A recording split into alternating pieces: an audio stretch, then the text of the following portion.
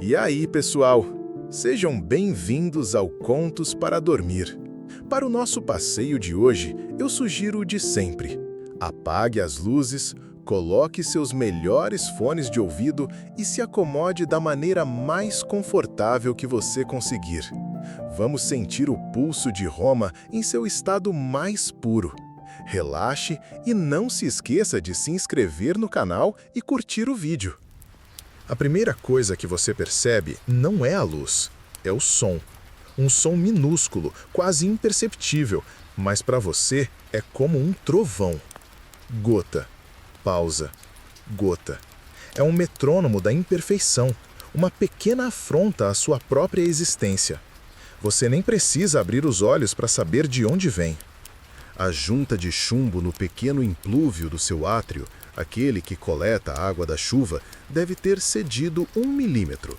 Apenas 1 milímetro, mas o suficiente para criar essa tortura auditiva.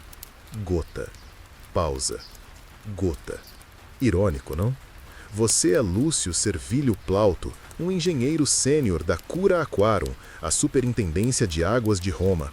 Você é um dos homens responsáveis por garantir que milhões de litros de água fresca e limpa cheguem à maior cidade do mundo todos os dias, e é justamente uma goteira na sua própria casa que te acorda antes mesmo do primeiro galo cantar.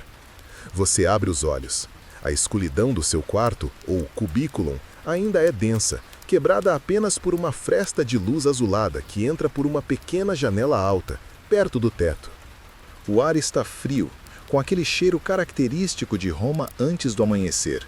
Uma mistura de poeira fria, o odor residual do óleo de oliva queimado na lamparina da noite anterior e uma leve, quase fantasmagórica, fragrância de pão assando em alguma padaria distante. Você empurra para o lado o cobertor de lã grossa, que pica um pouco a sua pele, e seus pés descalços tocam o chão de mosaico frio. Um arrepio percorre sua espinha, mas não é só pelo frio. É pela responsabilidade. Aquela goteira não é só um barulho, é um lembrete de que a entropia nunca dorme.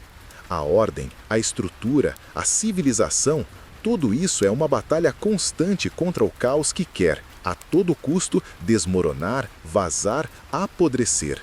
E a sua vida é dedicada a lutar essa batalha. Você se levanta. Seu corpo, um instrumento de quase 40 anos de trabalho, reclama um pouco. As costas doem por causa da inspeção de ontem, agachado por horas dentro de um canal de manutenção apertado da Aqua Appia. Os joelhos estalam. Não existe home office para um engenheiro de aquedutos. Seu trabalho é no campo, ou melhor, na pedra, no cimento e na água. Você tateia no escuro até encontrar sua túnica, deixada sobre uma cadeira de madeira simples. O tecido é funcional, sem os bordados extravagantes que os senadores gostam de ostentar. A sua nobreza não está na púrpura, mas na precisão. Um escravo, um jovem gaulês chamado Vercas, que você comprou no mercado há 2 anos, entra silenciosamente no quarto, já carregando uma pequena lamparina acesa. Ele não diz nada, apenas se curva levemente e espera. A rotina é um balé silencioso. Ele te ajuda a vestir a toga por cima da túnica, um processo que ainda hoje parece ridículo de tão complexo, e depois te entrega uma tira de couro para amarrar as sandálias. Enquanto você se veste, seus pensamentos já estão longe. Você não pensa no café da manhã, você pensa no fluxo, no volume, na pressão. Você mentalmente repassa os mapas dos 11 grandes aquedutos que alimentam Roma. A Aqua Márcia, com sua água fria e pura das montanhas. A Anio Novus, a mais longa, um monstro de engenharia que traz água de uma distância que a maioria dos romanos nunca percorrerá na vida. A Aqua Alcietina, cuja água não potável era usada para encher o lago artificial de Augusto para as naumaquias, as batalhas navais simuladas. Cada aqueduto é como uma artéria, e você é um dos médicos que precisa garantir que nenhuma delas sofra um aneurisma. Vercas te segue até a cozinha, um cômodo pequeno e enfumaçado nos fundos da casa. Sua esposa Lívia já está de pé, supervisionando a preparação do pão do dia. Ela te entrega um pedaço do pão de ontem, duro como uma pedra, e uma caneca de água. Este é o seu de jejum, rápido, eficiente. pão mergulhado na água para amolecer. Enquanto mastiga a pasta insossa, você olha para Lívia. Ela tem olheiras, mas sorri. Ela sabe que a sua mente já está no trabalho. Ela te conhece melhor do que ninguém. Ela sabe que a goteira no átrio te irrita mais do que qualquer ofensa pessoal. Conserte a goteira quando voltar, Lúcio, ela diz, com uma voz suave. Você apenas assente, a boca cheia de pão molhado. Mas vocês dois sabem que, se houver um problema em um dos grandes aquedutos, a sua goteira doméstica pode esperar por semanas. Roma vem primeiro, sempre. Com o estômago forrado com o mínimo necessário, você se despede com um beijo rápido na testa de Lívia e sai pela porta da frente da sua domus. O ar da rua te atinge com força total. É uma agressão sensorial. O cheiro de pão, que antes era uma nota distante, agora está misturado ao odor azedo de lixo jogado nas sarjetas, ao cheiro pungente de urina vindo de um beco e à fumaça das inúmeras fornalhas que já começam a trabalhar. A cidade está acordando. O barulho ainda é baixo, um murmúrio, mas já se ouve o som das carroças de abastecimento, proibidas de circular durante o dia, rangendo sobre as pedras da via. As primeiras vozes de vendedores ambulantes começam a ecoar. Água quente! Água quente para o seu banho! Irônico de novo. As pessoas pagam por água quente, mas dão como certa a água fria que você se mata para trazer até elas. Você caminha com passos firmes e rápidos. Suas sandálias batem contra o basalto irregular das ruas. Você não está indo para o fórum, com seus templos de mármore e basílicas lotadas de advogados barulhentos. Seu destino é mais discreto, mas infinitamente mais importante para a vida cotidiana da cidade. Você se dirige a Statio Aquarum, o quartel-general da sua unidade, um prédio funcional, de tijolo e argamassa, localizado estrategicamente perto do ponto onde vários aquedutos entram na cidade. Ao entrar, o cheiro muda. É um cheiro de papiro velho, de tinta de fuligem e, claro, de umidade. O lugar é um zumbido de atividade controlada. Mensageiros entram e saem. Escribas se debruçam sobre longas mesas, anotando relatórios em rolos de papiro com uma caligrafia irritantemente perfeita. Nas paredes, mapas enormes e detalhados de Roma, com linhas coloridas representando cada aqueduto, cada ramificação, cada castellum aquae, as caixas d'água que distribuem o fluxo para as fontes públicas, banhos e residências dos ricaços que podem pagar por uma conexão particular. É o cérebro da operação. Se a cidade é o corpo e os aquedutos são as artérias, este lugar é o sistema nervoso central. Seu superior, 10º Júnior Silo, um homem corpulento com uma calvície brilhante e uma expressão permanentemente preocupada, te vê e acena. Ele não perde tempo com formalidades. Lúcio, que bom que chegou. Tenho algo para você. Ele te guia até um mapa específico, o da Aqua Márcia. Recebemos um relatório de um dos guardiões da fonte, perto do templo de Ísis e Serapis. A pressão caiu durante a noite. Não muito, mas o suficiente para ser notado. Seu cérebro de engenheiro entra em ação imediatamente. Uma queda de pressão na Márcia. As causas poderiam ser dezenas. Uma fissura no canal principal fora da cidade. Um bloqueio de cálcio, o nosso inimigo número 1. O calcário que se acumula nas paredes dos dutos como colesterol nas veias de um velho glutão. Ou, pior, um desvio ilegal. Algum fazendeiro rico ou proprietário de uma vila que fez uma perfuração clandestina no aqueduto para irrigar seus campos, roubando água da cidade. Isso te enche de uma fúria fria. É um crime contra a própria Roma. 10º aponta para uma seção do mapa a alguns quilômetros do perímetro da cidade. O problema parece estar aqui, entre o 7º e o 8º marco miliário na Via Latina. A queda é consistente, com um vazamento de tamanho médio ou um desvio significativo. Elt te entrega um rolo de papiro. É a sua ordem de serviço. Nela estão os detalhes, a localização, os nomes dos guardiões locais que você deve contatar e a autorização para requisitar uma equipe de trabalhadores e as ferramentas necessárias. Você não perde tempo. Você vai até o almoxarifado, um anexo da Statio. O cheiro aqui é de metal, graxa e argamassa. Você supervisiona enquanto sua equipe, um grupo de escravos e trabalhadores livres especializados, reúne o equipamento. Martelos, cinzéis, pás, baldes de couro, cordas grossas e, o mais importante, achorobates. É um instrumento de nivelamento, uma viga de madeira longa com um sulco no meio. Quando o sulco é preenchido com água e a água fica perfeitamente nivelada, você sabe que a inclinação está correta. É a sua ferramenta de precisão, a guardiã da gravidade, a força invisível que move toda a água de Roma. Enquanto a carroça é carregada, você sente um zumbido de antecipação. É a caçada, a solução de um quebra-cabeça. Não é glória nisso. Não haverá um arco do triunfo para o engenheiro que consertou um vazamento. Seu trabalho é invisível quando bem feito.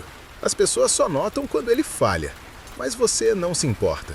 Você olha para o céu que agora começa a clarear, tingindo-se de tons de laranja e rosa sobre os telhados de Roma. A cidade está acordando de verdade agora, o barulho aumentando a cada minuto.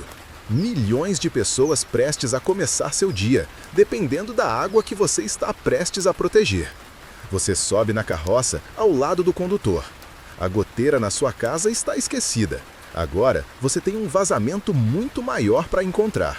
A jornada de hoje está apenas começando. E você? Já pensou na pressão, literal e figurativa, de manter uma cidade inteira funcionando? Comenta aí embaixo qual seria a primeira coisa que você faria se acordasse no lugar de Lúcio. Não esquece de deixar o like para fortalecer o nosso aqueduto de conteúdo e se inscrever para não perder a continuação dessa saga. Agora, continue relaxando. A parte mais difícil do dia de Lúcio ainda está por vir. Aí está você, sentado na prancha de madeira dura da carroça, sentindo cada solavanco, cada pedra irregular da Via Latina diretamente na sua coluna. O som é uma cacofonia. O rangido das rodas de madeira contra o basalto, o chicote do condutor estalando no ar, os murmúrios e resmungos da sua equipe de 6 homens espremidos na traseira com as ferramentas e, sobrepondo tudo, o ruído crescente da cidade despertando para mais um dia de gloriosa e caótica existência. É o trânsito da manhã versão século I depois de Cristo. Pense no seu pior congestionamento, mas troque os carros por carroças, os motores por bois e cavalos e o cheiro de gasolina por uma mistura potente de esterco, suor e ansiedade. Você está no meio disso tudo e a sua paciência, que já não era grande, está se esgotando a cada solavanco. Ao seu lado, Caio, seu capataz, um britano com mais músculos do que palavras, mas com um olhar que entende de pedra e argamassa como poucos. Mastiga um pedaço de pão seco com a mesma determinação que usaria para quebrar uma rocha. Ele não parece se importar com o caos. Ele é a força bruta calma que complementa a sua mente inquieta. Ele olha para você e aponta com o queixo para uma liteira extravagante, carregada por 4 escravos corpulentos tentando furar a fila. Dentro, um senador gordo e suado abana-se com um leque de plumas. Patrícios, Caio resmunga, a única palavra que ele dirá nos próximos 10 minutos. E é o suficiente. Resume tudo. A arrogância, o privilégio, a certeza de que as regras se aplicam a todos, menos a eles. Ironicamente, é para a vila de um sujeito como aquele que a água roubada da Aquamárcia provavelmente está indo. A jornada para fora da cidade é uma provação. É como tentar nadar contra a correnteza em um rio de gente. Vendedores gritando suas ofertas, crianças correndo entre as pernas dos transeuntes, mensageiros abrindo caminho a cotoveladas. O cheiro é quase uma entidade física. Muda a cada esquina. Perto de um açougue, o cheiro de sangue e carne crua. Perto de uma tinturaria, o odor químico e azedo da urina usada como amônia. Perto dos templos, o aroma doce e enjoativo de incenso queimado. Seu nariz, treinado pela necessidade, filtra tudo. Você está focado em um cheiro diferente. Um cheiro que você espera não encontrar hoje. O cheiro de terra úmida e mofo. O perfume inconfundível de um vazamento. Finalmente, vocês chegam a Porta Capena, um dos portões na antiga muralha serviana. Passar por ele é como emergir de um mergulho. O barulho da cidade diminui um pouco, o ar se torna 1 grau menos sufocante. Vocês agora estão na Via Latina, uma das grandes estradas que saem de Roma. E aqui o cenário muda. A paisagem urbana densa dá lugar a algo que você poderia chamar de subúrbio. Mas os subúrbios de Roma não têm casas com gramados bem aparados. Eles têm túmulos. Milhas e milhas de túmulos. Monumentos funerários grandiosos, alguns tão grandes quanto casas, enfileirados ao longo da estrada. É o outdoor definitivo da vaidade romana. Famílias ricas gastando uma fortuna para garantir que ninguém se esqueça delas depois de mortas. Você olha para as inscrições, para as estátuas dos falecidos em poses heróicas e sente um certo desprezo. Eles se preocupam tanto com a memória de seus nomes, mas não hesitam em perfurar um aqueduto que serve a 1 milhão de almas vivas. A hipocrisia é de cegar. Mas então você a vê. Paralela à estrada, a sua verdadeira companheira de viagem, a Aqua Márcia. Onde ela corre sobre o solo é uma estrutura imponente, um gigante de pedra e tijolo marchando pelo campo.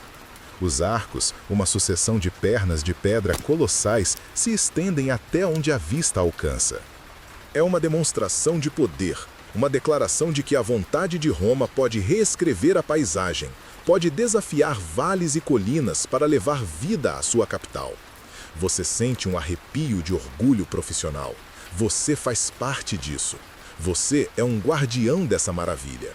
Enquanto a maioria das pessoas olha para os arcos e vê apenas uma estrutura, você vê as especificações.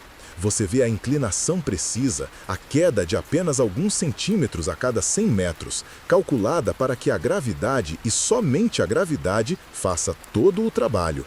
Você vê as juntas de argamassa, a qualidade do tufo vulcânico usado na construção, as pequenas portas de acesso para a manutenção. É a sua catedral. A carroça para. O condutor grita: "Sétimo marco!" É um pilar de pedra na beira da estrada com um VI toscamente esculpido. O GPS de pedra do Império. "Vamos a pé a partir daqui", você diz, saltando da carroça antes que ela pare completamente. O sol já está mais alto no céu e o calor começa a se intensificar. O ar aqui é mais limpo, cheirando a grama seca, pinheiros e terra. Você instrui o condutor a seguir devagar pela estrada, enquanto você e sua equipe caminharão ao longo da base do aqueduto. Começa o trabalho de verdade, e ele é tudo menos glamuroso. É uma caminhada lenta e metódica. Você e seus homens se espalham, os olhos fixos na base da estrutura e no chão ao redor. O que vocês procuram? Sinais. Pequenos indícios de que algo está errado. Você é um detetive de infraestrutura. Um vazamento raramente se anuncia com um jato d'água espetacular. Ele começa de forma sutil. Uma mancha escura na alvenaria onde deveria estar seca. Uma poça de água estagnada que não deveria existir.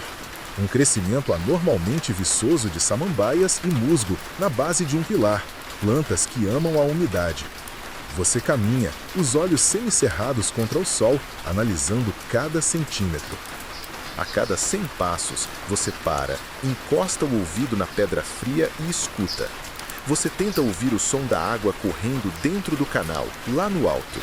É um som constante, um murmúrio profundo e tranquilizador. Você está procurando por uma anomalia nesse som.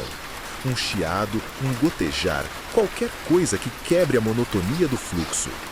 Caio caminha ao seu lado, seus olhos de águia varrendo o terreno.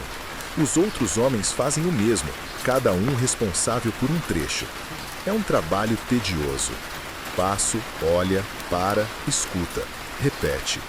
O sol bate nas suas costas. O suor começa a escorrer pela sua testa e a entrar nos seus olhos, ardendo. Você ignora. A sua mente está focada. Você visualiza a água fluindo lá em cima, dentro do Specus, o canal retangular. Imagina sua velocidade, sua pureza. Qualquer perturbação nesse fluxo é uma ofensa pessoal. Vocês passam por uma pequena fazenda. Um homem velho com a pele curtida pelo sol como couro velho observa vocês de longe, desconfiado. Você sabe o que ele está pensando. Fiscais de Roma. Problemas. Você o ignora também. Ele não é sua preocupação, a menos que o pomar dele pareça suspeitamente bem irrigado. Mas não parece. A terra ao redor está seca e poeirenta, como deveria estar. Depois de quase 1 hora de caminhada sob o sol cada vez mais quente, quando a monotonia começa a entorpecer os sentidos, Caio para de repente. Ele não diz nada, apenas levanta a mão. Você para ao lado dele. O que foi? Você pergunta em voz baixa. Ele aponta para o chão, a uns 20 metros à frente. No início, você não vê nada.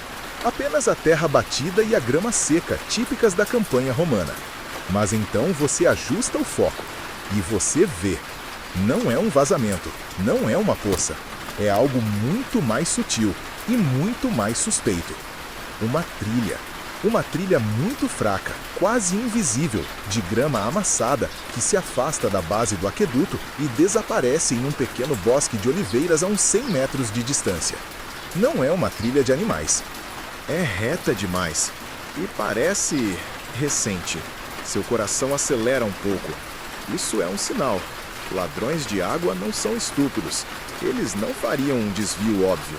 Eles tentariam esconder. E uma trilha escondida, levando a um lugar isolado, perto do aqueduto, é exatamente o tipo de coisa que você procurava. Você olha para Caio. Ele olha para você. Nenhum dos dois sorri. A caçada acaba de ficar interessante.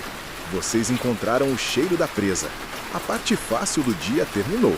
Agora começa o trabalho perigoso. A trilha é sua única pista. Um sussurro no chão, uma linha tênue de desordem em meio à ordem selvagem do campo. Você e Caio trocam um olhar que dispensa palavras. Decisão tomada. Você gesticula para 2 dos seus homens, os mais ágeis, para que se aproximem. Os outros ficam para trás com as ferramentas e a carroça, uma presença discreta, mas pronta. A última coisa que você quer é anunciar sua chegada com um exército de trabalhadores carregando pás e martelos. Discrição é a chave. Ladrões de água, especialmente aqueles que operam em uma escala que afeta a pressão da Aqua Márcia, não são simples agricultores desesperados. Eles podem ser organizados e certamente serão protetores do seu empreendimento ilegal. Confrontá-los pode ser perigoso. Fiquem aqui. Silêncio absoluto. Se não voltarmos em 1 hora, mandem um homem de volta para a estátil. Você instrui em voz baixa. Os homens assentem, os rostos sérios. Eles conhecem os riscos. Histórias de fiscais que desapareceram durante inspeções não são incomuns. Você se vira e começa a seguir a trilha. Caio vai na frente, seus passos surpreendentemente silenciosos para um homem do seu tamanho. Você e os outros 2 o seguem em fila indiana, pisando com cuidado para não fazer barulho. O ar no bosque de oliveiras é mais frio, e a luz do sol antes tão forte, agora é filtrada pelas folhas prateadas das árvores, criando um padrão dançante de luz e sombra no chão. O silêncio aqui é diferente do silêncio da sua caminhada anterior. É um silêncio tenso, carregado de expectativa. Cada estalo de um galho sob os pés soa como uma explosão. O cheiro de azeitonas maduras e terra úmida enche suas narinas. E é esse cheiro de umidade que confirma suas suspeitas. Está mais forte aqui. A água roubada está por perto. A trilha leva vocês para o coração do olival. As árvores aqui são antigas, seus troncos grossos e retorcidos como velhos contorcidos em agonia. É o esconderijo perfeito. A trilha termina abruptamente em uma clareira pequena e irregular. No centro dela, há uma estrutura que parece, à primeira vista, uma pequena cabana de pastor abandonada, feita de pedras soltas e um teto de palha tosco. Parece inofensiva, mas você sabe que as aparências enganam. É rústica demais, deliberadamente insignificante, um disfarce. Caio faz um sinal para vocês pararem atrás de um tronco de oliveira particularmente grosso. Ele se agacha, tornando-se parte da sombra. Você faz o mesmo, seu coração batendo um ritmo constante contra suas costelas. Você é um engenheiro, não um soldado. Sua arma é a sua mente, suas réguas de cálculo, seus níveis de água. Mas neste momento, você precisa ser um espião.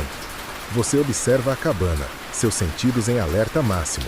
Não há som vindo de dentro, não há fumaça, nada. Depois de alguns minutos de observação silenciosa, Caio rasteja para a frente, movendo-se com a lentidão de um predador. Ele chega à parede da cabana, pressiona a orelha contra as pedras. permanece imóvel por um longo minuto. Então, ele se afasta e rasteja de volta para a sua posição. Ele balança a cabeça negativamente. Vazio, ele sussurra, o som mal audível. Isso é bom e ruim. Bom porque não haverá confronto imediato. Ruim porque os culpados não estão aqui para serem pegos em flagrante. Mas as evidências, você espera, ainda estarão lá. Vamos entrar, você decide. Com cuidado.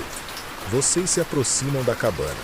A porta é uma simples tábua de madeira em uma moldura grosseira. Não há fechadura.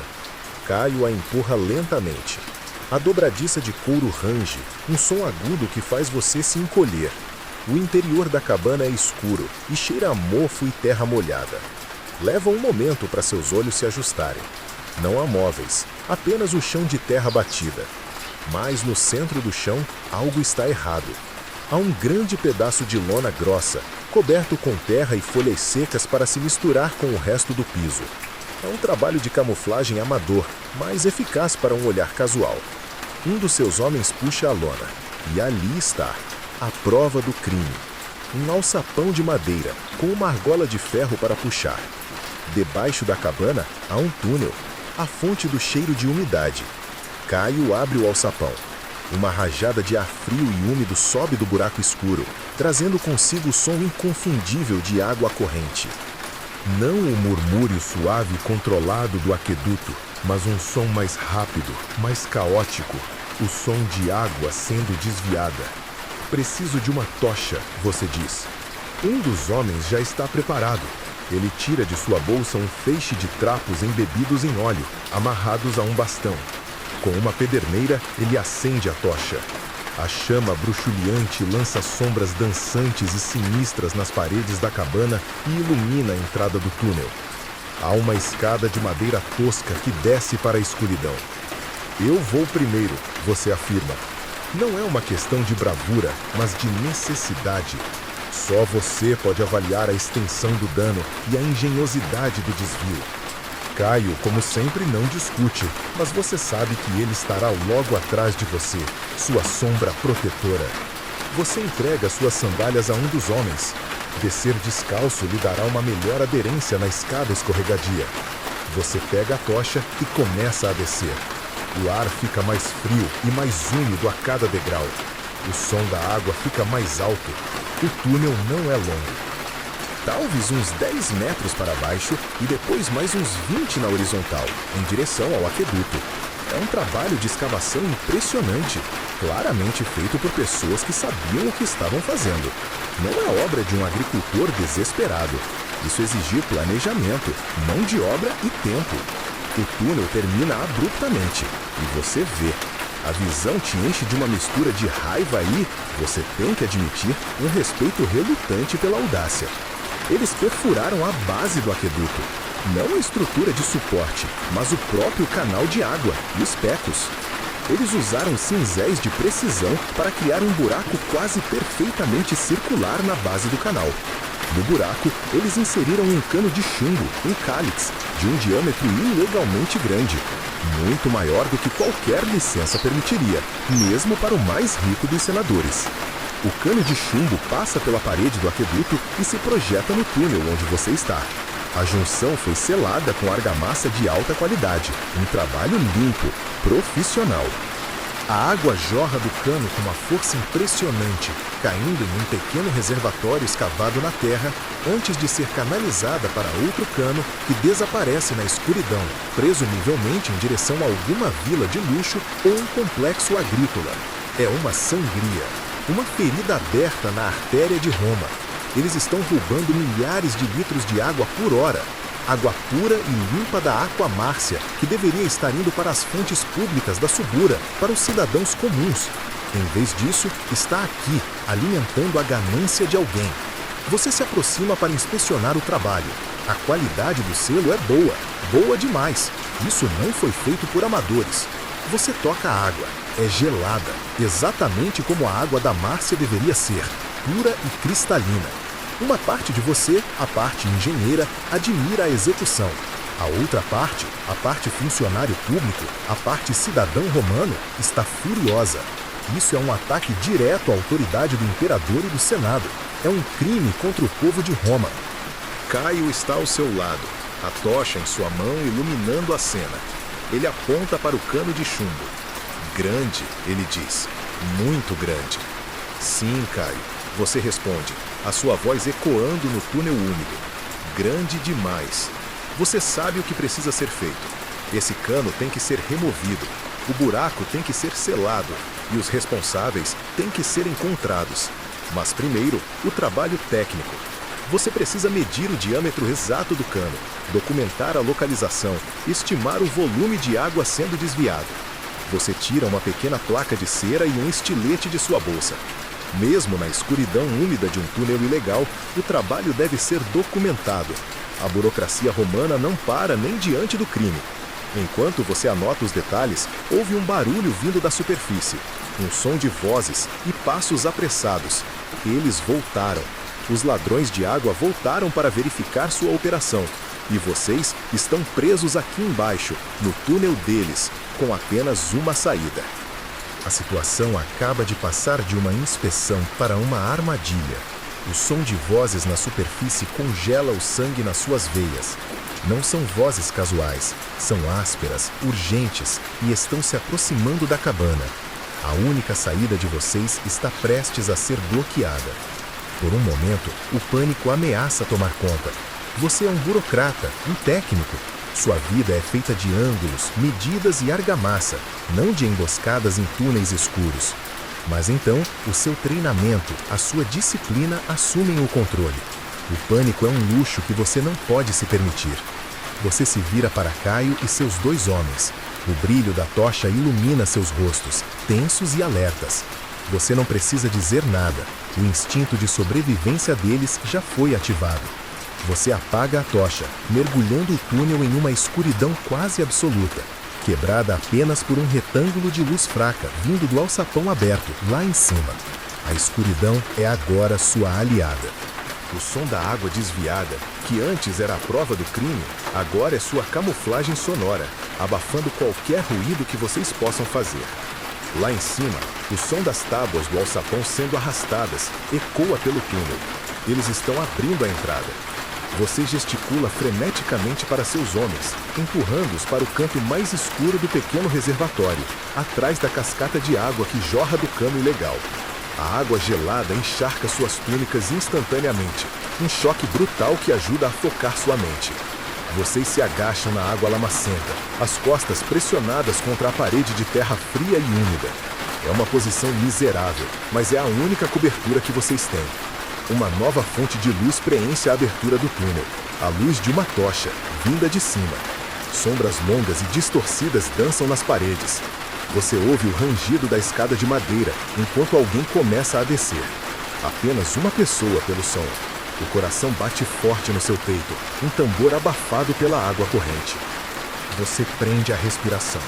Um par de pernas musculosas, calçadas com botas de soldado gastas, desce os últimos degraus e pisa no chão do túnel. O homem segura uma tocha no alto. Ele é alto, forte, com o rosto de um ex-legionário, marcado por uma cicatriz que vai da sobrancelha até o queixo.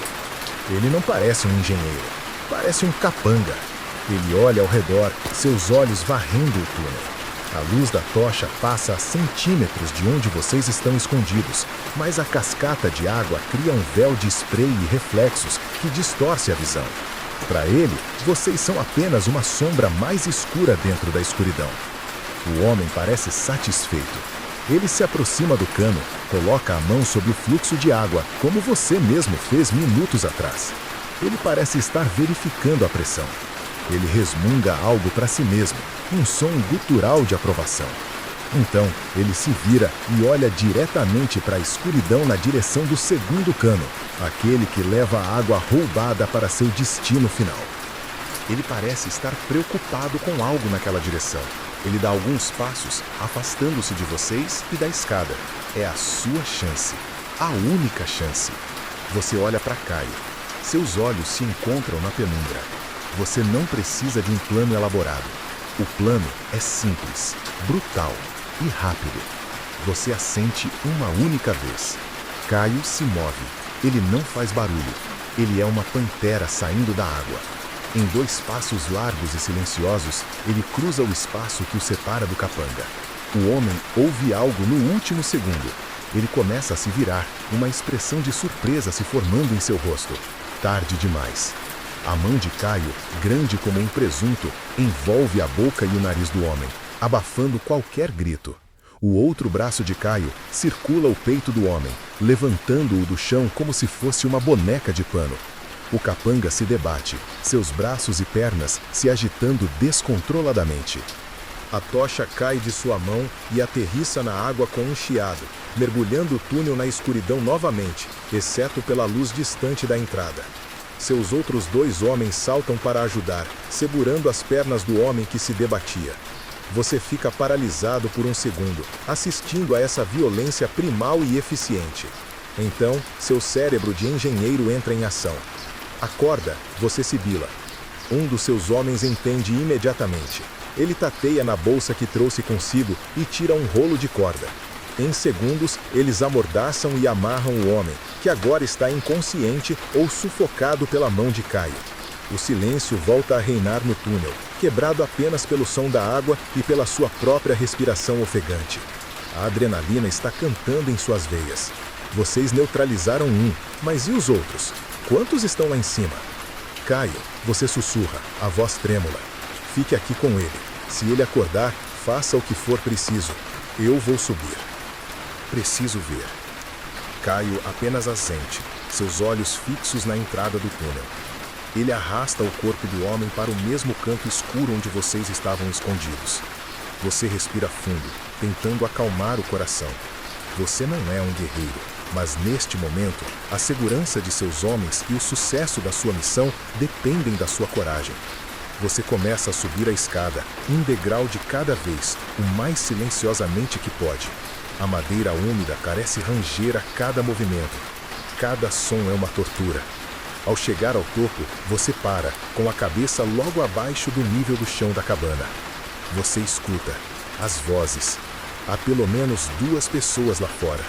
Elas estão falando em um tom baixo, conspiratório. Ele está demorando, diz uma voz. É uma voz mais educada, com um sotaque da cidade. Não é a voz de um soldado. Dê a ele 1 minuto, Flávio. Ele gosta de verificar o trabalho dele. Responde outra voz, mais rústica.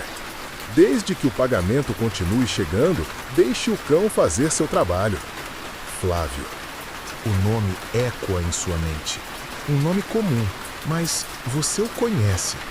Flávio Áquila. Um arquiteto, um colega de certa forma.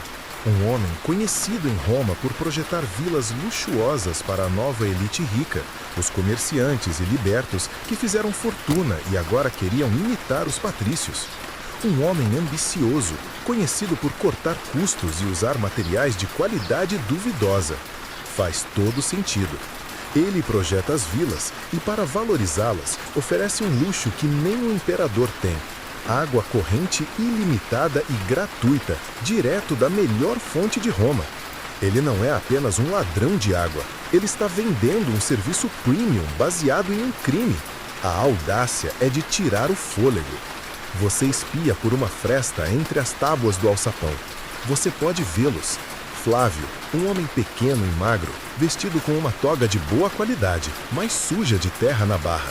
E ao lado dele, um homem grande e corpulento, provavelmente o fazendeiro ou proprietário do terreno, o cúmplice local. Eles estão de costas para a cabana, olhando na direção do olival, como se esperassem o retorno de alguém.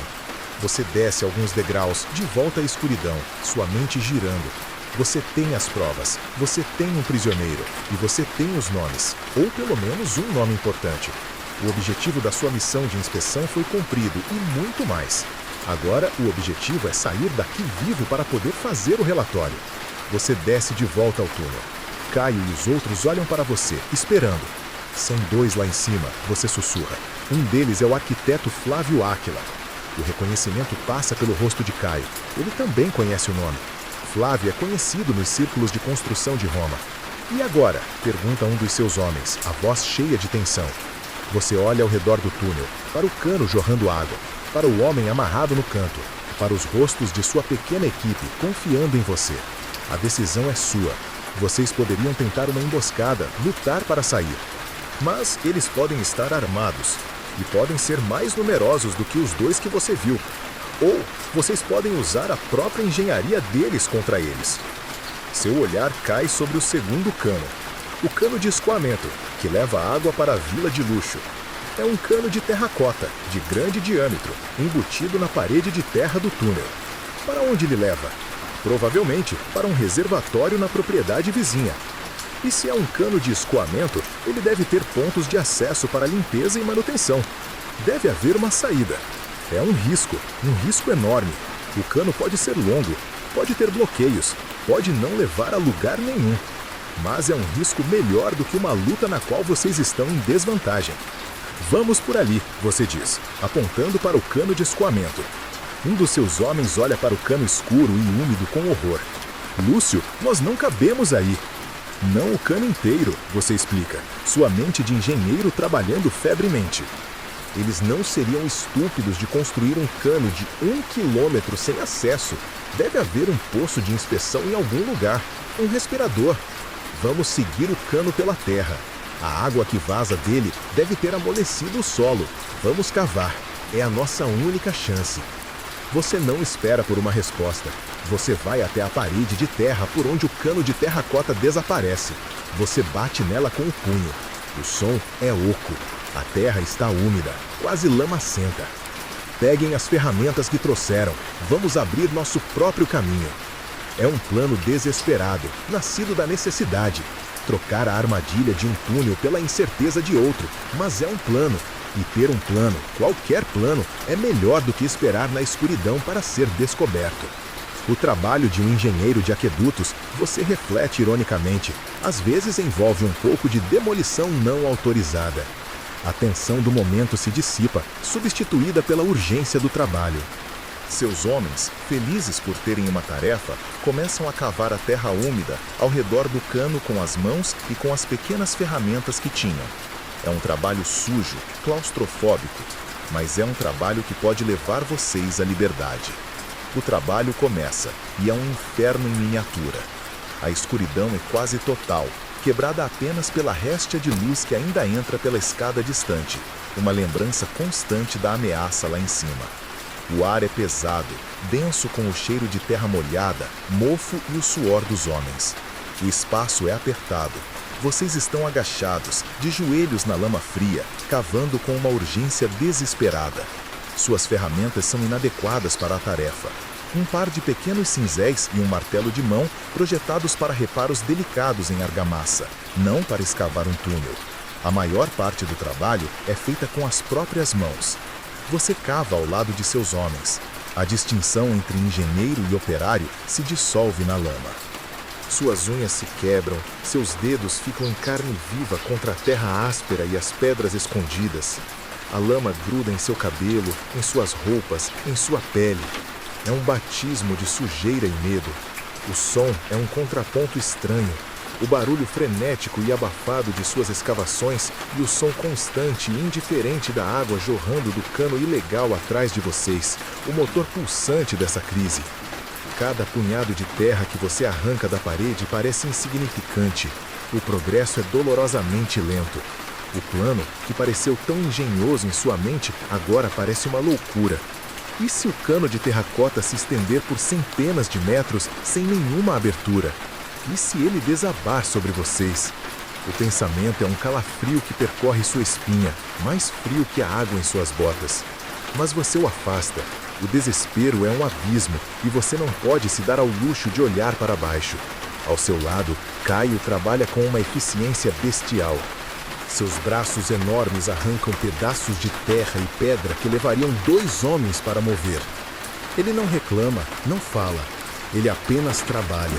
Sua respiração pesada e ritmada é a trilha sonora do esforço deles. A lealdade silenciosa dele é uma âncora para você.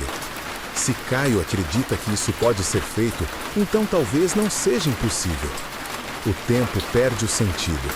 Foram minutos? Horas? Você não sabe. Sua noção de mundo se reduziu a este buraco escuro e fedorento. Seus músculos gritam em protesto. Suas costas, já doloridas pela manhã, agora estão em chamas. Você para por um momento, ofegante, apoiando a testa na parede fria e úmida do túnel, que vocês mesmos estão criando. Você fecha os olhos e, por um instante, se permite sentir a miséria completa da situação. Você, Lúcio Servilho Plauto, um homem de status, um mestre da engenharia, está chafurdando na lama como um rato, fugindo de um arquiteto vigarista e seus capangas. A ironia seria cômica se não fosse tão aterrorizante. Lúcio, a voz de um dos seus homens, um jovem chamado Sesto, o tira de seu devaneio. A voz dele é um sussurro tenso. Escute. Você fica imóvel. Todos param de cavar. O único som é o da água. E então você ouve. É um som diferente. Não vem de cima, da cabana. Vem de frente, da direção em que vocês estão cavando. É um som oco, um eco. Caio, sem dizer uma palavra, dá um soco poderoso na parede de terra à sua frente. Um pedaço da parede cede, revelando não mais terra, mas uma escuridão ainda mais profunda. E o som do eco se torna mais claro. Vocês atravessaram para outro espaço. Com o coração na boca, você alarga a abertura. Sesto, o menor de vocês, se espreme pelo buraco. Ele desaparece na escuridão por um momento que parece uma eternidade. Então, sua voz ecoa de volta para vocês, distorcida pelo novo espaço. É um poço de inspeção, e tem uma escada. Um sentimento de alívio tão intenso que quase te deixa de joelhos, te inunda. É uma onda de euforia pura, lavando o medo e a exaustão. Seu plano maluco, seu ato de fé desesperado funcionou. Vocês encontraram a saída. Um por um, vocês se espremem pela abertura, caindo em um espaço circular de tijolos. É um poço de manutenção, exatamente como você previu. Estreito, úmido e fedorento, mas com uma escada de ferro enferrujada subindo pela parede em direção a um círculo de luz fraca, muito acima. A liberdade. Mas vocês não podem simplesmente ir embora. Você tem um prisioneiro. E você precisa de provas mais concretas do que sua palavra e um homem amarrado. Seu cérebro de engenheiro retoma o controle. Caio, volte e pegue o prisioneiro. Traga-o para cá. Sesto, você e Marco, você diz para o outro homem. Peguem as ferramentas. Eu quero um pedaço daquele cano de chumbo. E o Cálix, eu quero a prova física do crime. Os homens não hesitam. Eles voltam pelo buraco que vocês criaram. Você, enquanto isso, olha para cima, para a luz no topo do poço. É uma tampa de pedra. Vocês ainda não estão livres, mas estão fora da armadilha imediata. Minutos depois, seus homens retornam. Caio arrasta o capanga, ainda semiconsciente, pelo buraco como um saco de grãos. Os outros dois carregam as ferramentas e, triunfantemente, um pequeno pedaço do cano de chumbo que eles conseguiram arrancar, junto com o anel de bronze do Cálix que controlava o fluxo. Está estampado com uma marca de fabricante que você não reconhece, o que é, em si, suspeito. Equipamento não oficial, a prova perfeita. Agora, o desafio final, sair. Caio vai primeiro, subindo a escada de ferro com uma agilidade surpreendente. Ele alcança o topo e empurra a tampa de pedra. Ela se move com um rangido de protesto, inundando o poço com a luz do dia. A luz é tão forte que você precisa proteger os olhos. Caio espia para fora, depois acena que o caminho está livre. Vocês sobem, um de cada vez, arrastando seu prisioneiro. Vocês emergem no meio de um campo de alfafa, a uns 200 metros do olival. A cabana dos ladrões é apenas uma mancha distante. Não há ninguém à vista. Flávio e seu cúmplice devem ter ficado preocupados com o silêncio de seu capanga e decidido recuar por enquanto. Sorte a de vocês. Vocês estão livres, sujos, exaustos, doloridos, mas vivos e vitoriosos. Vocês olham um para o outro, cobertos de lama da cabeça aos pés, parecendo mais criaturas do esgoto do que funcionários do Estado. E então, a tensão finalmente se quebra. Sesto começa a rir, um riso ofegante, meio histérico. Logo, Marco se junta a ele. Até o sempre sério Caio exibe um raro sorriso, mostrando os dentes manchados. E você se permite um suspiro profundo, um misto de alívio e orgulho. Vocês conseguiram. A jornada de volta para a carroça é surreal. Vocês marcham pelo campo aberto, uma pequena tropa enlameada arrastando um prisioneiro, com o sol da tarde batendo em seus rostos. O condutor da carroça, quando os vê, fica de queixo caído. Ele olha para o estado de vocês, para o homem amarrado, para o pedaço de cano que você carrega como um troféu, e sabiamente decide não fazer perguntas. A viagem de volta para Roma é o oposto da viagem de ida. O trânsito agora é de pessoas voltando para a cidade após um dia de trabalho nos campos. Mas você mal percebe. A adrenalina está dando lugar a uma exaustão profunda que pesa em cada um de seus membros. Você se senta na carroça, o pedaço de chumbo frio em seu colo. Você olha para sua equipe, homens que poderiam ter morrido com você ou por você em um túnel escuro. Eles não são apenas seus funcionários. Hoje, eles se tornaram seus camaradas. Ao passar novamente pelos túmulos grandiosos da Via Ápia, você os vê com outros olhos. Toda aquela pedra, todo aquele mármore, para lembrar homens mortos. E você, em suas mãos, segura um pedaço de chumbo sujo. Mas este pequeno pedaço de metal conta uma história maior. Uma história sobre a luta diária e invisível para manter a civilização funcionando. Uma história sobre a coragem silenciosa de homens que trabalham na escuridão para que outros possam viver na luz. Ninguém construirá um monumento para você. Seu legado é o fluxo ininterrupto de água. E, por hoje, isso é mais do que suficiente. O dia ainda não acabou. Você ainda precisa levar o prisioneiro, apresentar as provas, escrever um relatório detalhado que fará a cabeça de Flávio Áquila rolar. Mas a parte mais difícil, a parte suja, terminou. Você sobreviveu. A carroça range ao passar pelos portões de Roma e a cidade te engole de novo. Mas agora a sensação é diferente. O caos, o barulho, os cheiros, eles não são mais uma agressão. São o som da vitória. É por isso que você cavou na lama. É por isso que arriscou sua vida. Por essa colmeia barulhenta e pulsante de 1 milhão de almas. O sol da tarde, baixo no horizonte, lança longas sombras douradas entre os prédios de apartamentos de vários andares, as insulae. A luz tinge a poeira suspensa no ar, criando uma névoa dourada que faz a cidade parecer quase sonhadora. Por um momento, você consegue ver o que os poetas veem, a beleza caótica de Roma. Sua primeira parada não é a sua casa, é a Statio Aquarum. Vocês chegam ao pátio e a sua aparência causa um alvoroço imediato. Um grupo de escravos e funcionários enlameados, arrastando um prisioneiro amarrado e carregando um pedaço de cano como se fosse um estandarte de legião. É uma visão, para dizer o mínimo. 10º Júnior Silo, seu superior, sai correndo de seu escritório, a sua habitual expressão de preocupação aprofundada em alarme genuíno. Lúcio, pelos deuses, o que aconteceu? Vocês foram atacados por javalis? Você está exausto demais para sutilezas. Você joga o pedaço de cano de chumbo e o cálice de bronze na mesa de madeira mais próxima. O som metálico ecoa pelo pátio silencioso. Pior, 10º. Fomos atacados por um arquiteto. Encontramos o vazamento, ou melhor, o roubo, um desvio ilegal de grande escala na Aqua Márcia. Você aponta para o prisioneiro, que agora está sendo vigiado por Caio.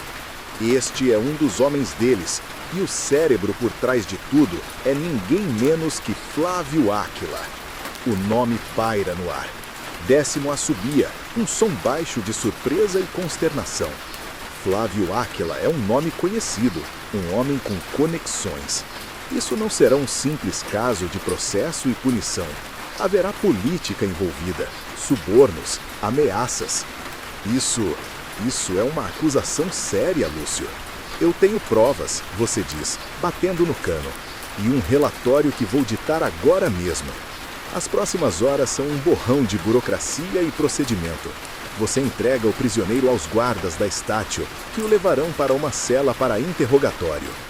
Você se senta com um escriba, um jovem grego com uma paciência infinita, e dita cada detalhe da sua jornada. A trilha, a cabana, o túnel, a qualidade da engenharia ilegal, a emboscada, a fuga, a captura do capanga, o nome de Flávio. Você não deixa nada de fora. Cada detalhe é crucial. Enquanto você fala, o escriba anota tudo em um papiro com uma caneta de junco, sua caligrafia fluindo rápida e precisa. É a sua arma agora, a verdade registrada. Enquanto você dita, você permite que seus homens, sua equipe, sejam dispensados. Você garante que recebam um pagamento extra pelo perigo e pelo trabalho excepcional. Você olha para Caio, que está limpando a lama de seus braços com um pano.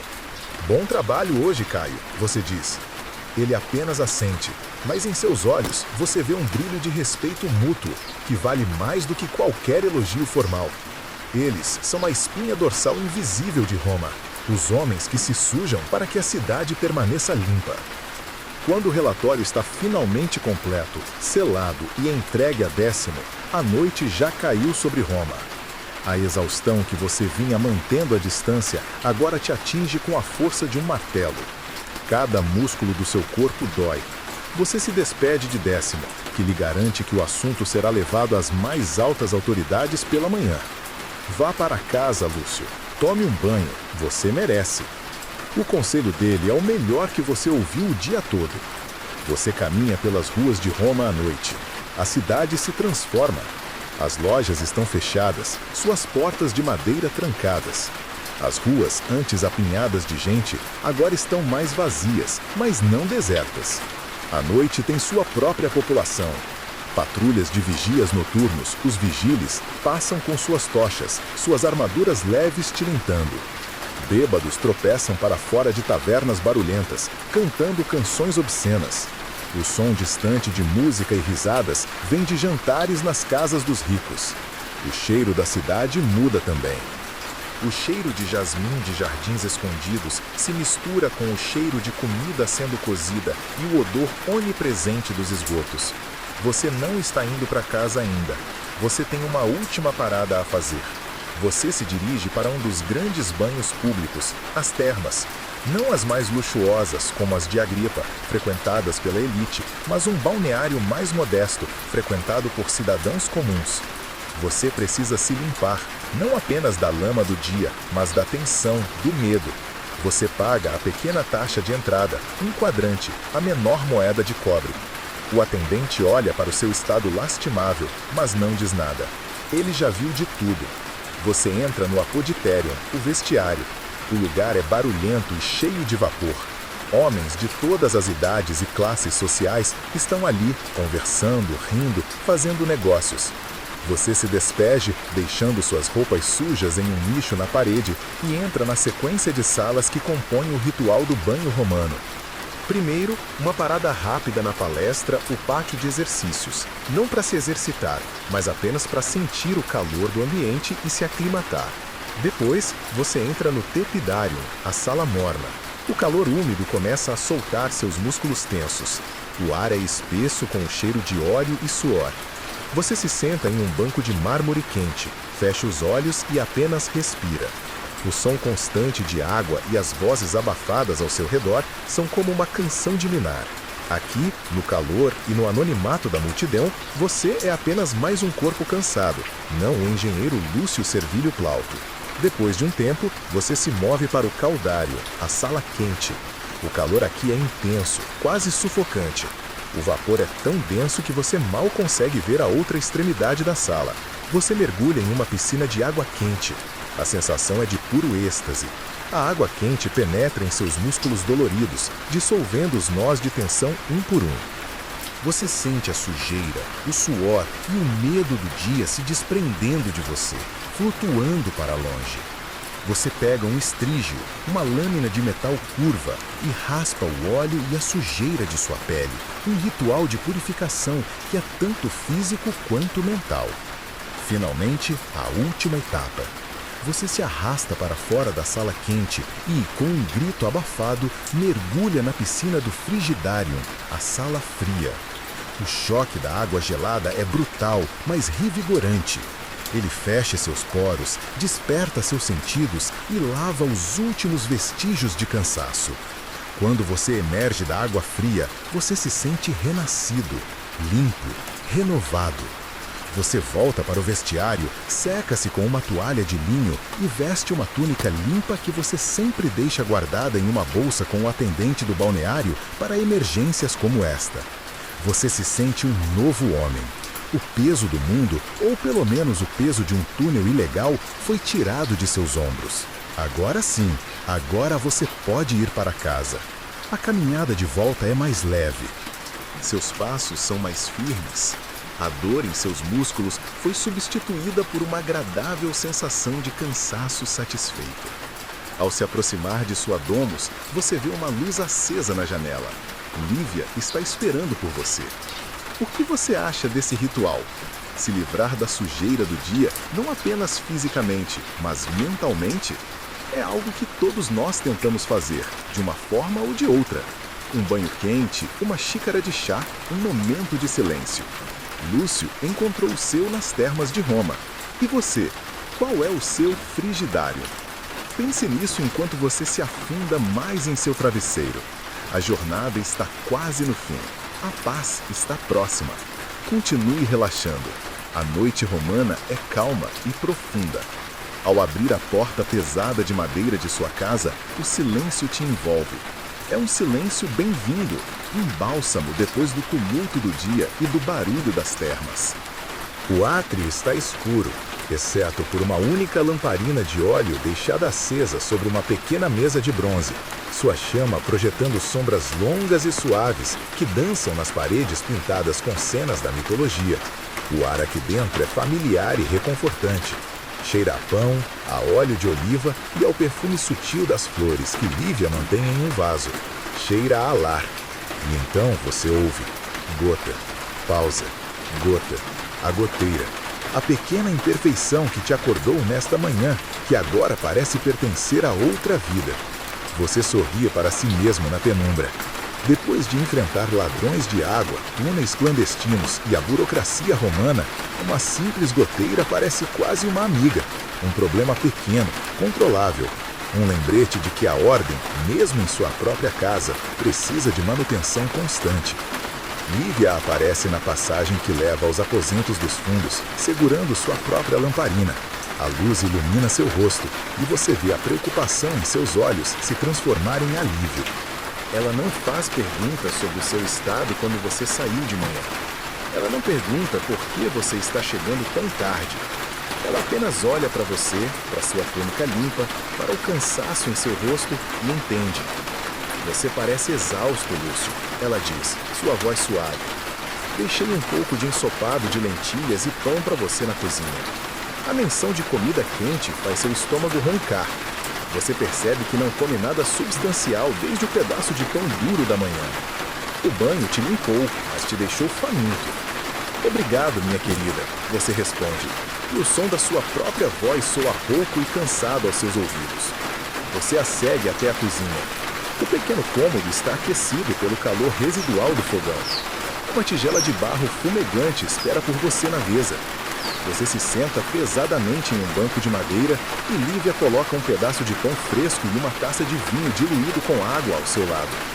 Você come em silêncio e Lívia se senta à sua frente, observando. Ela não te apressa. Ela te dá o espaço que você precisa para se recompor. O ensopado é simples, mas é a coisa mais deliciosa que você já provou. Cada colherada quente parece repor a energia que o dia te roubou. O pão é macio, perfeito para absorver o caldo saboroso.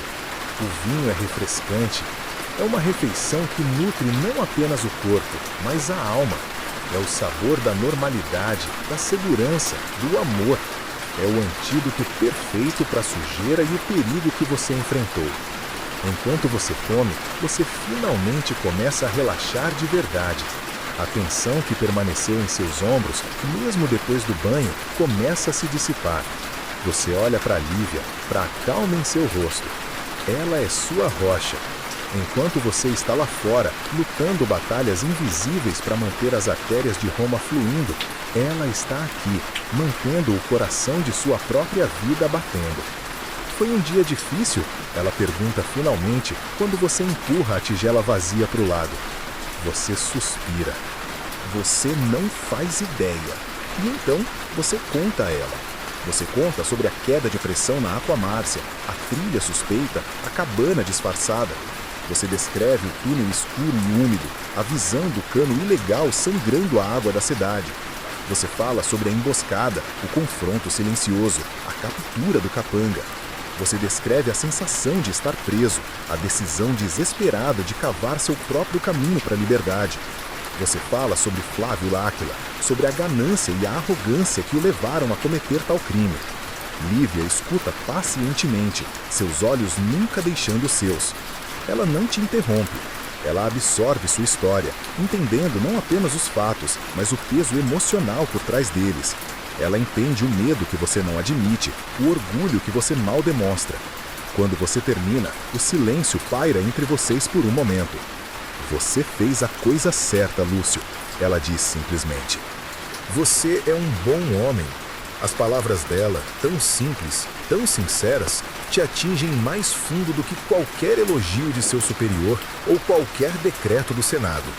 Vindo dela, significa tudo. Você estende a mão sobre a mesa e pega a dela.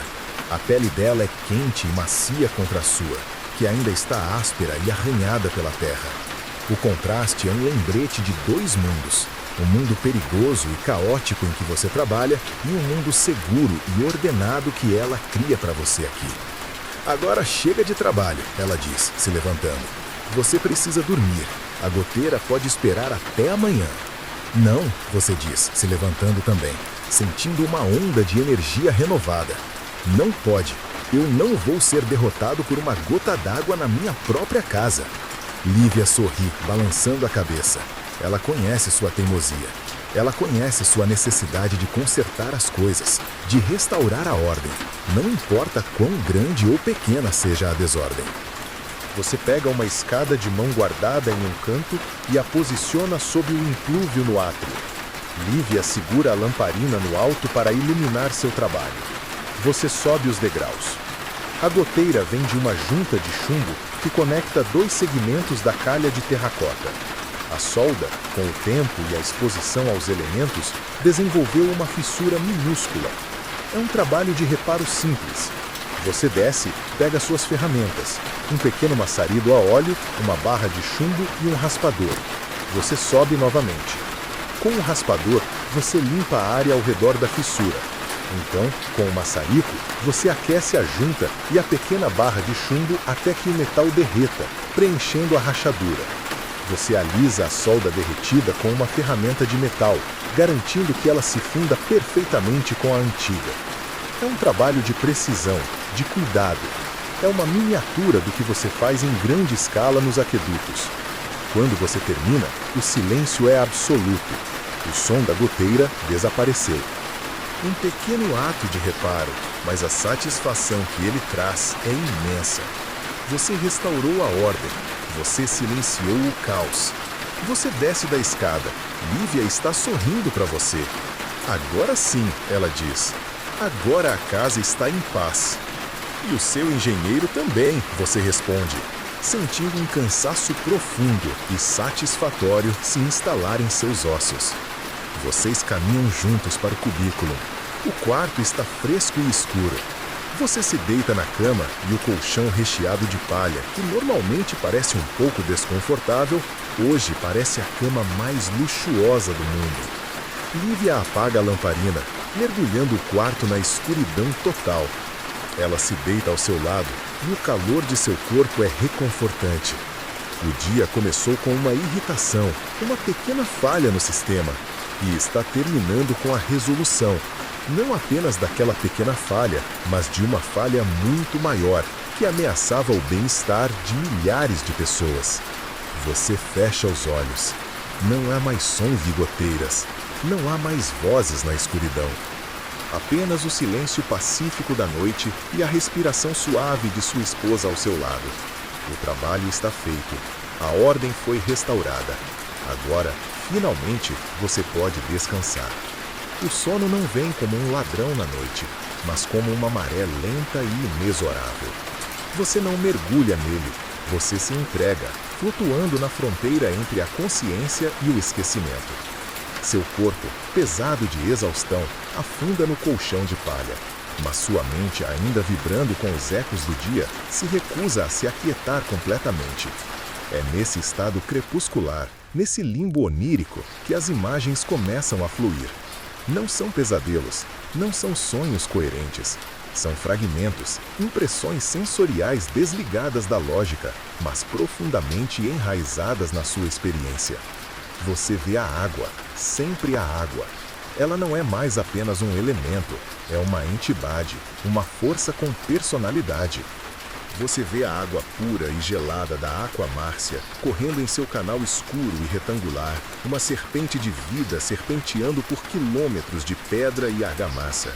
É uma visão de ordem perfeita, de gravidade domada, de engenharia como uma forma de arte. O murmúrio constante do fluxo é uma canção de ninar de eficiência, um hino à capacidade humana de impor sua vontade sobre a natureza. Então, a imagem se corrompe. Você vê o cano de chumbo ilegal, a ferida aberta no flanco do aqueduto. A água não flui mais, ela jorra, sangra. O som não é mais um murmúrio, mas um grito de dor. A visão te enche não de medo, mas de uma raiva fria e profissional. É uma violação, uma profanação. É como ver um erro de cálculo em uma equação perfeita, uma nota dissonante em uma sinfonia. A água, roubada de seu caminho legítimo, parece turva, contaminada pela ganância. Sua mente te leva para o subsolo. Você sente novamente a claustrofobia do túnel, o cheiro de terra molhada e medo. A escuridão não é vazia. Ela é palpável, uma presença física que pressiona contra você. Você sente a lama fria em suas mãos, a textura áspera das pedras. Mas agora, nesse estado de sonho, não há pânico. Há uma estranha sensação de pertencimento. Este é o seu domínio, o subsolo, as entranhas da terra, os lugares que ninguém vê. É aqui que a verdadeira Roma existe, não nos fóruns de mármore branco, mas nos túneis de esgoto, nos porões, nas fundações e, acima de tudo, nos canais dos aquedutos. Você é um sacerdote de um culto subterrâneo, o culto da infraestrutura. A figura de Flávio Áquila aparece, não como um homem, mas como uma sombra distorcida. Ele segura um compasso de arquiteto, mas em vez de desenhar linhas retas e ângulos perfeitos, ele desenha rachaduras nas paredes, fissuras nos alicerces. Ele representa a entropia inteligente, o caos com um propósito.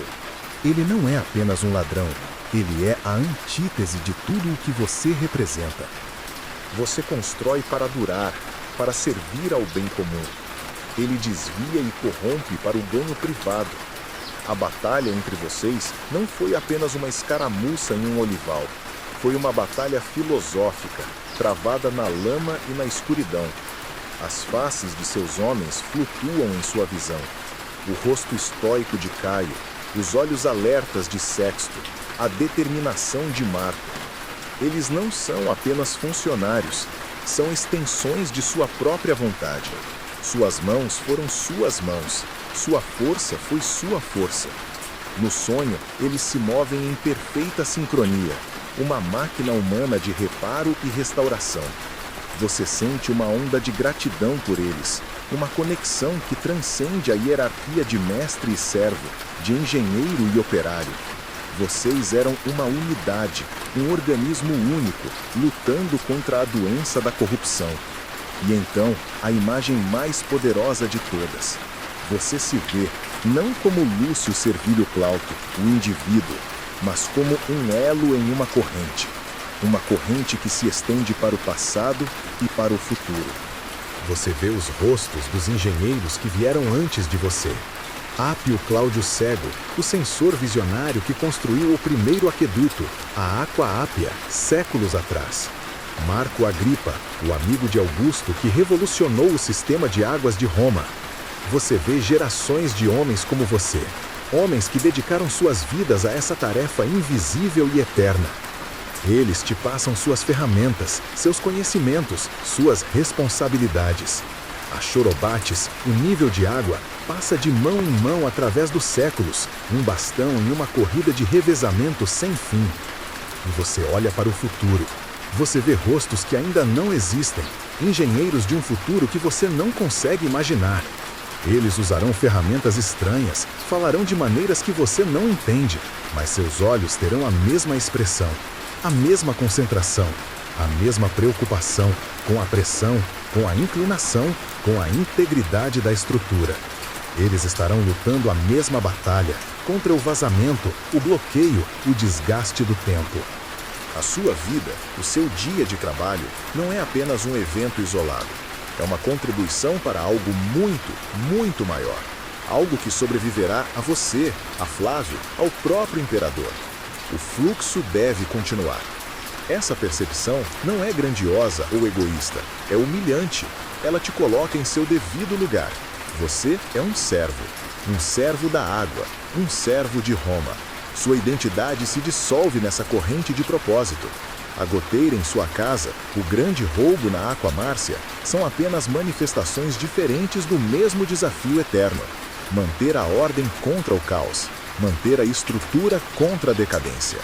A imagem final que sua mente conjura é a da cidade de Roma à noite, vista de uma colina distante.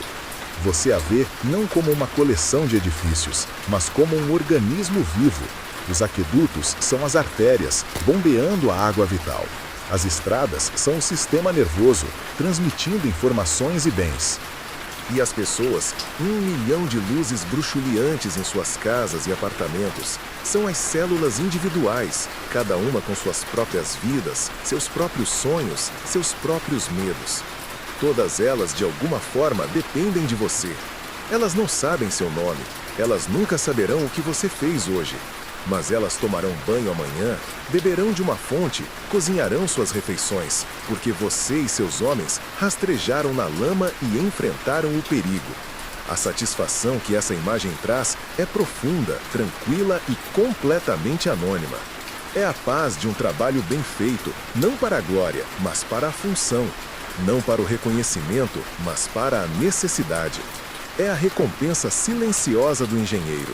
Com esse pensamento final, a maré do sono finalmente te leva. As imagens se dissolvem, a consciência se apaga. Não há mais túneis, não há mais água, não há mais medo. Apenas a escuridão, o silêncio e o descanso profundo e sem sonhos que você tanto mereceu. Seu corpo está imóvel. Sua respiração é lenta e regular. O guardião das águas de Roma finalmente dorme. Deixe que essa sensação de propósito, essa conexão com algo maior que si mesmo, te guie para o sono. Sua própria jornada do dia, com suas pequenas batalhas e vitórias, faz parte de uma história maior. Você desempenhou seu papel. Agora é hora de descansar. Deixe o fluxo da noite te levar. Não há nada a consertar, nada a resolver. Apenas a paz. Respire fundo e durma. A escuridão que te acolheu no sono não é a mesma que te recebe ao despertar. A escuridão do sono era um véu, um refúgio. A escuridão que agora filtra através de suas pálpebras é uma escuridão física, a ausência de luz que precede o amanhecer. Mas algo está diferente. Não há som. O silêncio é tão profundo, tão absoluto, que é quase ensurdecedor. O metrônomo da imperfeição, a goteira, foi silenciado por suas próprias mãos. E em sua ausência, uma paz profunda reina. Você abre os olhos. O quarto ainda está mergulhado na penumbra, mas a pequena janela alta já revela um céu de um azul acinzentado pálido. A noite se foi. Um novo dia começa. Você se move e cada músculo do seu corpo protesta com uma dor surda e satisfatória. É a dor do esforço, a assinatura física do trabalho de ontem. Você se sente como um veterano após uma batalha vitoriosa. Cansado, dolorido, mas inteiro. Lívia já não está na cama. Você ouve os sons suaves de sua movimentação na casa, o início da rotina diária que ancora a sua vida. O cheiro de pão fresco assando já flutua no ar, mais forte e mais presente do que ontem. Ontem era um perfume distante, hoje é uma promessa. Você se senta na beira da cama, deixando a realidade do novo dia se assentar.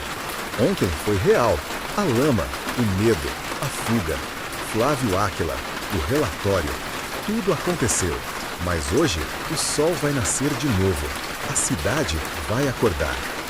E a água da Aqua Márcia, você espera, fluirá um pouco mais forte, um pouco mais justa para as fontes e os banhos dos bairros populares. Sua vitória não será celebrada com desfiles, mas será sentida inconscientemente por milhares de pessoas. Você se levanta e se veste, o ritual matinal familiar te ajudando a sacudir os últimos vestígios de sono. Sua túnica, suas sandálias, o uniforme de mais um dia a serviço da cidade. Quando você entra na cozinha, Lívia te cumprimenta com um sorriso e uma caneca de água morna com mel. Um pequeno luxo. Ela sabe que você merece. Dormiu bem? Ela pergunta. Como uma pedra no fundo de um canal seco, você responde, e vocês dois sorriem. Enquanto você come seu pão, desta vez fresco e macio, mergulhado na água adocicada, seus pensamentos se voltam para o dia que virá. O que acontecerá com Flávio Áquila? A influência dele será suficiente para abafar o escândalo? O relatório que você ditou será suficiente para garantir a justiça? Essas são perguntas para os políticos e advogados, para os homens que lutam suas batalhas com palavras e subornos no fórum. Sua batalha foi travada no campo, com terra e água. Você fez a sua parte. Depois de sua refeição simples, você se despede de Lívia e sai para a rua. A cidade está, mais uma vez, no processo de despertar. O ar da manhã é fresco e limpo. Os sons e cheiros são os mesmos de ontem, mas hoje você os percebe de forma diferente. Você não é mais apenas um observador ou uma vítima deles. Você é um participante ativo, um dos maestros ocultos que orquestram essa sinfonia caótica. Você sente uma conexão mais profunda com as ruas de paralelepípedos sob seus pés, com as paredes de tijolos das Insulae, com o murmúrio crescente da multidão. Esta é a sua cidade e você a serve. Seu caminho para a Estácio Aquarium é mais leve. Seus passos não são apressados pela urgência de um problema, mas movidos pelo ritmo constante do dever. Ao chegar, o ambiente é diferente do de ontem. Há um zumbido de excitação no ar. As pessoas te olham de forma diferente. Os escribas levantam a cabeça de seus papiros. Os guardas acenam com um respeito recém-descoberto. A história do seu feito no dia anterior já se espalhou como água de um cano rompido. Décimo te encontra no pátio. E pela primeira vez desde que você o conhece, a expressão preocupada em seu rosto foi substituída por um sorriso largo e genuíno. Lúcio, notícias, meu amigo, notícias gloriosas. Ele te puxa para o lado, para longe dos ouvidos curiosos. Seu relatório causou um terremoto. Foi enviado diretamente ao curador das águas, o próprio senador Plínio. Ele o leu antes do amanhecer. Plínio, Caio Plínio II. Plínio, o Velho, um dos homens mais respeitados de Roma, um estudioso, um autor, um comandante naval e agora o chefe supremo da Cura Aquarum, um homem conhecido por sua curiosidade insaciável e sua aversão à corrupção. Você não poderia ter desejado um juiz melhor. Flávio Áquila foi convocado para uma audiência esta manhã, continua Décimo, seus olhos brilhando. Ele tentou negar, é claro. Chamou seu relatório de fantasia de um funcionário zeloso demais. Mas então, apresentamos o prisioneiro. Décimo se inclina para mais perto, sua voz baixando para um sussurro conspiratório. O capanga, o ex-legionário que vocês capturaram, ele não tem a lealdade que o dinheiro de Flávio pode comprar. Diante da perspectiva de ser açoitado e jogado na prisão mamertina, ele cantou como um canário. Contou tudo. Os nomes dos outros cúmplices, a localização da vila que estava sendo abastecida, a quantia que Flávio pagava a ele. Ele até mesmo confirmou que Flávio estava lá, no Olival, ontem mesmo. Uma onda de satisfação percorre você. A justiça, ao que parece, às vezes pode ser rápida. Flávio está arruinado, Lúcio. Sua carreira acabou. Ele perderá suas comissões, suas propriedades serão confiscadas e, se os deuses forem justos, ele passará o resto de seus dias em uma mina. E a melhor parte, diz Décimo com um sorriso malicioso, é que a vila de luxo que ele estava abastecendo ilegalmente pertence a um senador rival de Plínio. O escândalo será delicioso. Você não se deleita com a política, mas entende seu poder. A ruína de Flávio não será apenas uma punição, mas um exemplo.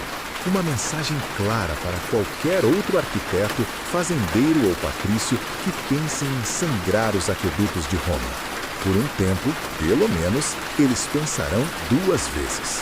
E quanto ao desvio, você pergunta, sua mente prática já se voltando para o trabalho. Uma equipe foi enviada ao amanhecer, responde Décimo. Com base na sua descrição, eles levaram os materiais certos. O cano de chumbo será removido. O buraco no especo será selado com cimento impermeável da mais alta qualidade. Ao meio-dia, a Aquamárcia estará inteira novamente. A pressão voltará ao normal. Ordem restaurada. Ordem restaurada. Essas são as palavras mais doces que um engenheiro pode ouvir. Décimo coloca uma mão em seu ombro. O senador Plínio quer vê-lo. Ele ficou impressionado com sua diligência, sua coragem e, segundo ele, sua elegante solução de engenharia para um problema de fuga. Décimo ri. Acho que ele se referia a cavar seu próprio túnel. Ele é um homem que aprecia a engenhosidade. A perspectiva de conhecer o lendário Plínio é intimidante, mas também gratificante. Talvez seu trabalho não seja totalmente anônimo, afinal. Mas antes de qualquer audiência com senadores, há trabalho a ser feito. Décimo, você diz, seu tom voltando ao profissional. A queda de pressão foi o que nos alertou para o problema. Precisamos de um sistema melhor, postos de medição mais frequentes. Guardas que possam verificar a pressão em pontos-chave ao longo dos canais usando medidores padronizados. Podemos desenvolver um sistema de relatórios diários. Você começa a delinear sua ideia. O Décimo escuta atentamente, assentindo. A crise de ontem já se tornou a inovação de hoje. O problema deu à luz uma solução que tornará o sistema mais forte, mais resiliente. É assim que Roma funciona. É assim que a civilização avança. Não através de grandes saltos, mas através de pequenos ajustes, melhorias incrementais, lições aprendidas na lama e na escuridão. O dia está apenas começando. Há novos relatórios para ler, novas equipes para despachar, novas pequenas imperfeições para consertar. A grande batalha de ontem foi vencida, mas a guerra contra a entropia nunca termina. E isso é bom. Isso significa que você sempre terá um propósito. Você pega um papiro da pilha na mesa de Décimo. É um relatório sobre um pequeno vazamento na Aqua Virgo perto do campo de Marte. Um problema de rotina, um trabalho normal. Você se sente em casa.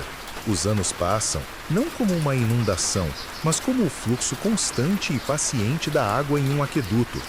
As estações mudam, os imperadores vêm e vão. Nero, com sua loucura e seu fogo. A Guerra Civil, o ano dos 4 imperadores. Os Flavianos, trazendo uma nova era de estabilidade e construção maciça. E através de tudo isso, você permanece.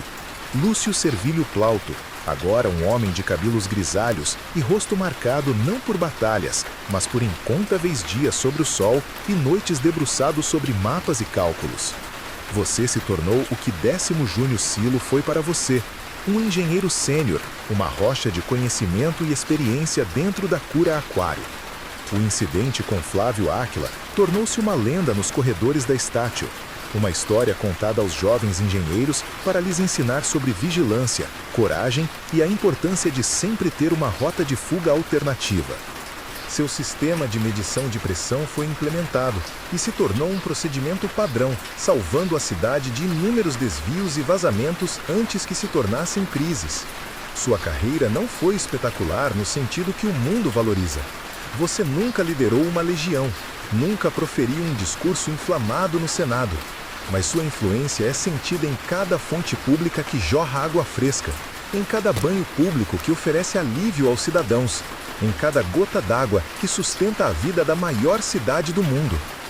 Hoje, você não está em um túnel escuro ou caminhando ao longo de arcos imponentes. Você está em um lugar muito mais civilizado, mas, à sua maneira, igualmente importante. Você está no topo do Coliseu, o grande anfiteatro Flaviano, a mais nova e mais grandiosa maravilha de Roma, está quase concluído. E você, como um dos engenheiros consultores do projeto, está inspecionando a complexa rede de canos e drenos que percorrem as entranhas deste monstro de pedra e concreto. O ar aqui em cima é diferente. Você está acima do barulho e da poeira da cidade. O vento sopra suavemente, trazendo consigo uma vista panorâmica de Roma que te deixa sem fôlego, não importa quantas vezes você a veja. Você vê o Capitólio, o Fórum se estende nono abaixo, o Palatino com seus palácios imperiais. E serpenteando pela paisagem, como veias em uma folha, você pode traçar os caminhos de seus velhos amigos, os aquedutos, marchando sobre seus arcos em direção ao coração da cidade. Daqui, você pode ver a ordem, a lógica, o gênio de Roma espalhado a seus pés. Seu trabalho aqui no Coliseu é garantir que ele possa ser limpo eficientemente após os espetáculos sangrentos. E, mais ambiciosamente, ajudar a projetar o sistema que permitirá que a arena seja inundada para as Naumátia, as batalhas navais simuladas que o imperador Tito planeja para os Jogos Inaugurais. Inundar o Coliseu? É uma ideia de uma audácia quase insana. Desviar temporariamente o fluxo de um aqueduto inteiro para encher esta bacia colossal de água e depois drená-la em questão de horas? É o desafio final de um engenheiro de águas. E você, em seus anos mais velhos, se deleita com ele. É um quebra-cabeça magnífico. Enquanto você examina os planos, um jovem engenheiro, seu protegido, é talentoso, ambicioso, com a mesma chama nos olhos que você um dia teve. Senhor, ele diz, temos um problema. O selo em uma das comportas principais do dreno não está segurando a pressão de teste. Há um pequeno vazamento. Você olha para ele e sorri. Um vazamento. Algumas coisas nunca mudam. Não se preocupe, jovem Marcos, você diz, sua voz calma e firme. Não existe problema de engenharia, apenas soluções que ainda não encontramos. Mostre-me o vazamento. Você o segue para as entranhas do Coliseu, descendo escadas em espiral para os corredores escuros e labirínticos sob a arena. O cheiro é de pedra nova, argamassa fresca e umidade. É um cheiro que você conhece bem. É o cheiro do progresso. Ao lado de seu jovem protegido, você examina a comporta com defeito. Você passa a mão pela junta úmida, sentindo a vibração da água pressionando do outro lado. Você explica a Marcos, com a paciência de um professor, as diferentes misturas de cimento impermeável, as propriedades de expansão, a importância de curar a argamassa lentamente. Você não apenas lhe dá a solução, você lhe ensina o processo. Você está passando o bastão. Você está garantindo que o fluxo continue. Mais tarde, ao entardecer, o trabalho do dia terminado, você caminha para casa. Suas costas doem um pouco mais hoje em dia. Seus passos são um pouco mais lentos, mas sua mente está tão afiada quanto sempre. Você não mora mais na mesma domus. Anos de serviço dedicado lhe renderam uma casa maior, em uma vizinhança melhor. Mas o sentimento de chegar em casa é o mesmo. Lívia, agora com seus próprios cabelos prateados, te espera. Seus filhos já são adultos, com suas próprias vidas e famílias. A casa está mais silenciosa agora. Naquela noite, você se senta em seu pequeno jardim nos fundos, um luxo que você nunca imaginou em sua juventude. Você olha para o céu estrelado, um dossel de diamantes sobre a cidade brilhante. Você pensa em sua vida, uma vida de serviço silencioso. Você nunca será lembrado como um grande homem. Seu nome não será esculpido em um arco do triunfo, mas seu legado é invisível e onipresente. Está na água que as pessoas bebem, no chão limpo dos mercados, na maravilha de uma arena que pode se transformar em lago. Seu legado é a própria civilização, em seu aspecto mais fundamental e funcional. Você pensa na goteira que começou tudo, tantos anos atrás. Um pequeno som na escuridão, uma pequena afronta à ordem. E você percebe que toda a sua vida foi uma resposta a esse som. Uma busca incessante para consertar, para melhorar, para manter. Para lutar contra a entropia, uma junta de cada vez. E você, que nos acompanhou nesta jornada pela vida de um homem comum e extraordinário, você sente a paz que vem com uma vida de propósito, mesmo que esse propósito seja invisível para o mundo? O que é um legado, afinal? É um nome em uma pedra? Ou é o fluxo ininterrupto de água limpa para as gerações futuras? Deixe que essa reflexão te embale. A história de Lúcio Servilho Plauto está completa. Mas a história da luta pela ordem, pela estrutura, pela civilização, essa história nunca termina. Ela continua em cada pessoa que conserta o que está quebrado, que constrói o que é necessário, que serve silenciosamente a um bem maior. Agora é hora de descansar. Apague as luzes, feche os olhos. Deixe o som da sua própria respiração ser o seu aqueduto, o fluxo constante que te sustenta. Não há mais problemas a resolver, não há mais túneis a explorar. Apenas a calma profunda e silenciosa da noite. O trabalho está feito. O fluxo continua. E você pode finalmente dormir em paz. Boa noite.